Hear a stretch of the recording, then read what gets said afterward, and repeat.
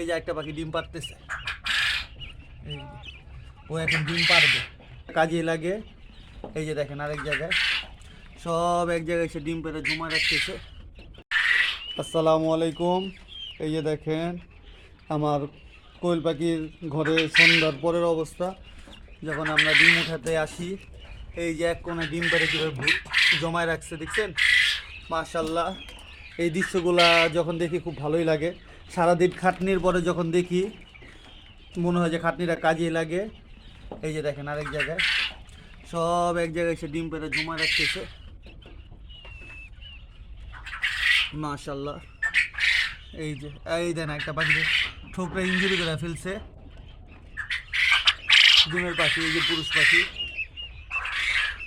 এই যে দেখেন, এই যে আরো মাশাল্লাহ। এই যে দেখেন, এই যে এই যারা যারা এরকম ডিমের প্রোডাকশন পেতে চান অবশ্যই কমেন্টে জানাবেন।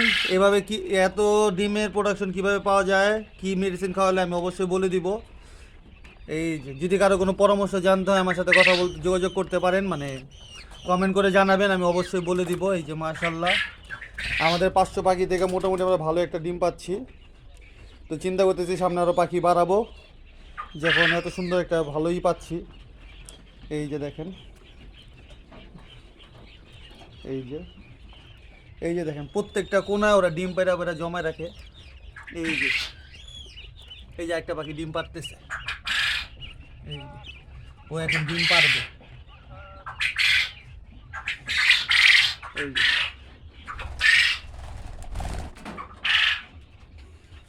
আলহামদুলিল্লাহ পাখিগুলো সুস্থ আছে। কয়েকটা পাখির ঠোকরা ইঞ্জুরি করে ফেলছে আমাদের, 2-3টা পাখির একটু ইঞ্জুরি আছে। এই যে দেখেন ডিম, মাশাল্লাহ।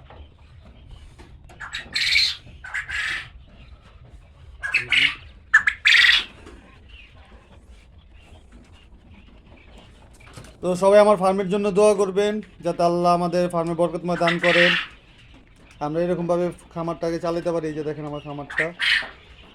আসসালামু আলাইকুম। আল্লাহ যাতে আমার ফার্মে বরকতময় দান করেন, আমিন।